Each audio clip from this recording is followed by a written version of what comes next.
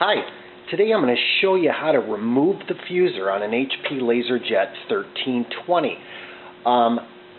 This machine requires some disassembly, and we're going to use a number 2 Phillips and a pick tool, maybe even some needle nose, not sure kind of yet.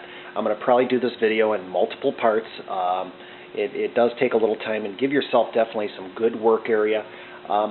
Let's talk about this though. The HP LaserJet 1320, it uses a sleeve, and maybe you had some print quality problems that weren't resolved by replacing the toner cartridge. And also in the worst case, maybe you found some of this sleeve particle laying in the back of your machine where the paper comes out. It almost looks like camera film. That's the fuser sleeve, and it definitely requires to be replaced.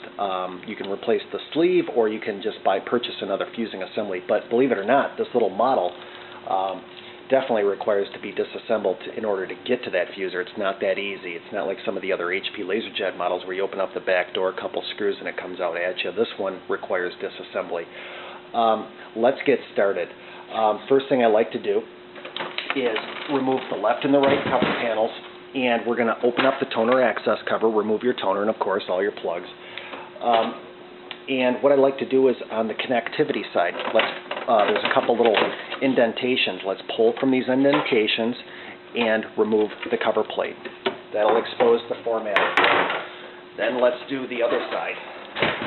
And on this side, you're going to have to grab it from the front where the paper tray is. You can pull the paper tray completely out, and you're going to have to reach and get the plastic. Get your fingers underneath those plastics and kind of work the cover off.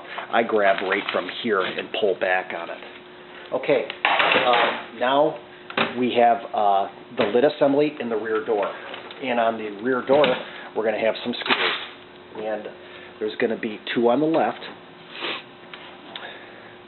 And these are the only, you're going to only remove the ones in the white plastic.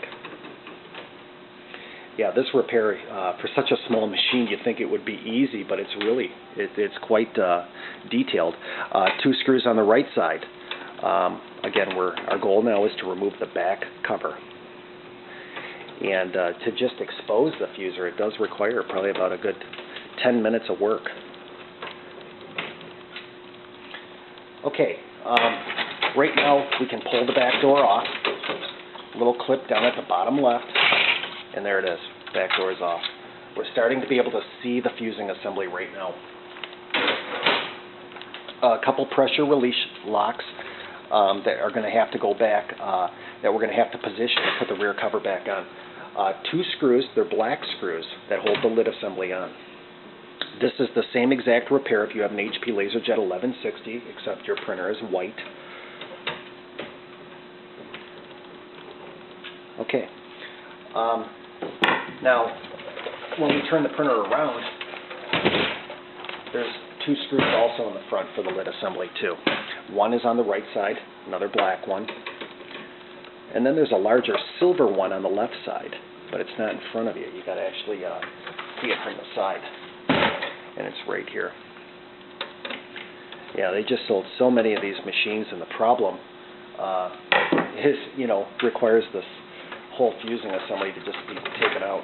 Okay, the little display is going to have a wiring harness going to it. Unplug it. It's just a male-female plug, and lay it down to the side. And now your cover's off, and it's just a small plug-in.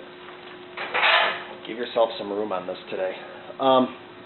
What we have to do is we'll start on the formatter board side, is we're going to want to remove the formatter, all screws. Let's start off with the 2 white ones on the plastic, the connectivity cover, one on the top, one on the bottom. You really want to work with a good magnetized tip when you do these processes. All the screws got to come out that hold the main board on. You could remove your wiring harnesses if you chose to right now, or you could remove them after. Definitely want to be careful with the wiring harnesses that you don't hurt anything.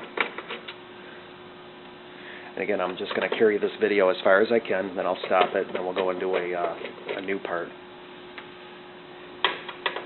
You can see that my machine's actually got a optional memory chip in it. Kind of cool. Okay. Now at this point in time, I can remove the ribbon cable down at the bottom.